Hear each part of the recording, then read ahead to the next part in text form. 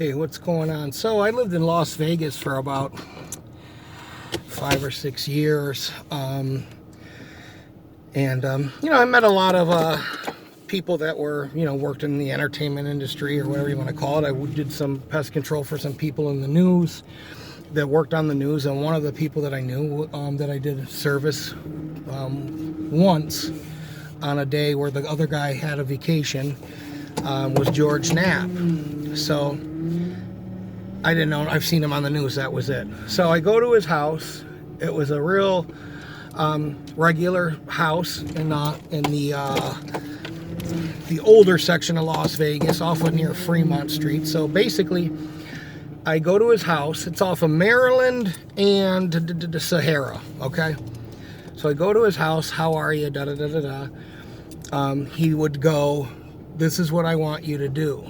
I want you to go in this room and wait, and I've got a friend that's in this room, but I want you to spray this room.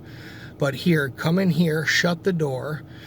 And I could hear him shuffling a person down the hallway. I don't know if it was a girl, a guy, a combination, or whatever, but they had a sheet over their head.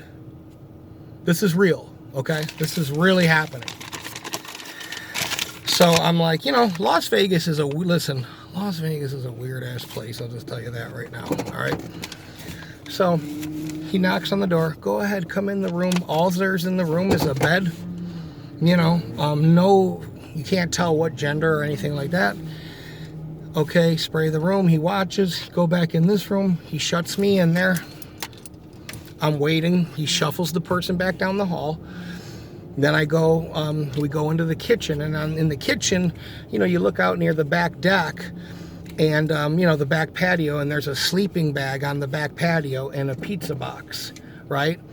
And I go, what's going on out here? And he's like, the guy, one of my roommates, he sleeps out there. I let him sleep on the patio. He works for the pizza. Okay. So he goes, "You know what? I need you to spray my bedroom."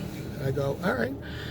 He goes, "Do me a favor, come back over here." So I come back. I'm kind of like looking now, like, is he trying to lock me in some shit? And, because I've had people at this juncture, like, legitimately ask me will you sleep with my wife? I just want to watch. Will you, whatever, just weird, stuff, which, it's weird to me. Okay. I'll just tell you that. I didn't know what they wanted. I don't even think it was that or anything remotely like that. But he put me back in that room, got that person, see him walk back by with the sheet, and I can see kind of like, I literally got down on my hands and knees. I can see the sheet. And I go spray his room. He tells me to wait in there. None of this makes sense, okay? He shuts the door, tells me to wait in his room. And he goes and grabs the person, and now I can see down the hallway.